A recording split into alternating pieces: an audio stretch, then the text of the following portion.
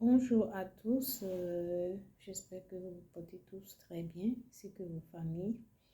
Alors, je fais cette vidéo pour interpeller nous les parents, nous qui avons des enfants, nous qui avons des ados. En cette période de vacances, beaucoup de nos enfants sont désœuvrés, ils s'ennuient et ils ne savent pas quoi faire de leur temps. Alors, j'aimerais attirer notre attention sur cet aspect des choses que l'oisiveté est source de tout vice. Lorsque l'enfant s'ennuie, alors il y a des idées qui commencent par trottiner dans son cerveau. Il commence par s'imaginer des choses qu'il veut peut-être expérimenter. Alors, je nous exhorte, nous les parents, dans cette période de vacances, de faire le nécessaire pour occuper nos enfants. C'est vrai, nos budgets sont serrés et c'est pas facile de joindre les deux bouts chaque mois, mais faisons un effort. Faisons un effort. Ne laissons pas nos enfants devant la télé, les ordis, les tablettes, les téléphones pendant des heures et des heures à longueur de journée. Lorsque nous sommes au boulot, on se dit, ils sont à la maison, ils regardent la télé. Mais ils regardent la télé pendant combien d'heures par jour? 8 heures de temps, 4 heures de temps, 10 heures de temps. Et quand vous rentrez, vous êtes tout fatigué, vous n'avez même pas le temps de discuter avec eux pour savoir comment a été leur journée, ce qu'ils ont fait de leur journée, quelles sont leurs préoccupations et tout. Donc, je nous exhorte, nous les parents, à prendre la peine d'écouter nos enfants. Prenons la peine d'écouter nos enfants.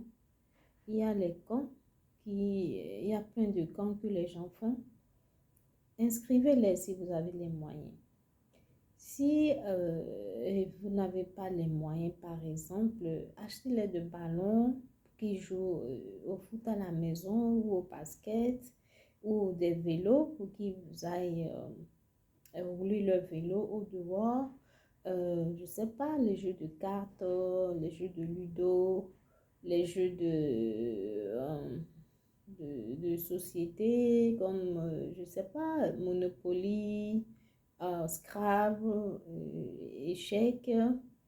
Nous avons même nos jeux traditionnels comme le Hadji et tout.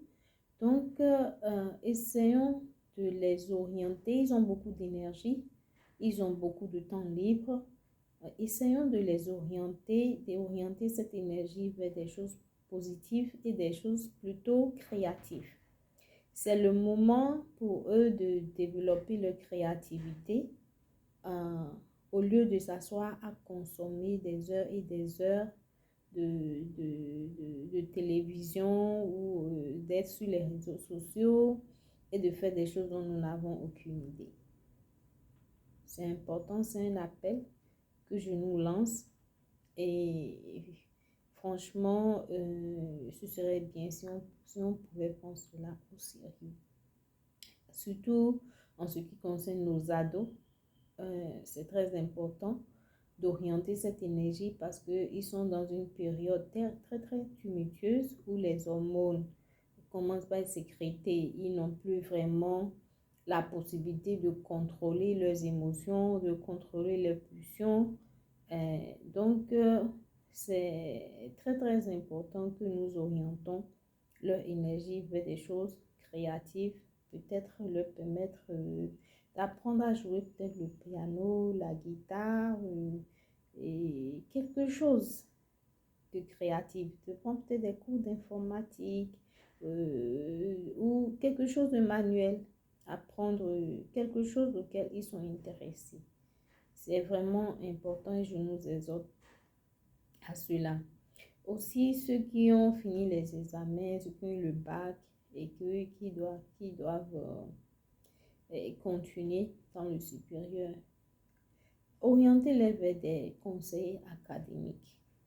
C'est très important et surtout, je nous exhorte, n'attendons pas que les enfants ait les bacs ou un BTS ou je ne sais pas, une licence, avant de commencer à vous demander mais qu'est-ce qu'il veut faire et qu'est-ce que... Non, ces questions se posent dès l'enfance pour ne pas dire oui. Dès que l'enfant a l'âge de raison déjà, à partir de 5 ans, il faut déjà commencer. Au fil des années, ça va changer.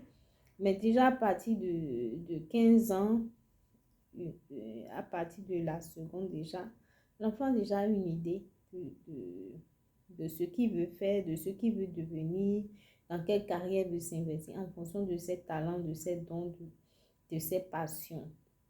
Donc, soyons proactifs. Là, ne soyons pas réactifs. N'attendons pas que les circonstances soient là avant de chercher les solutions.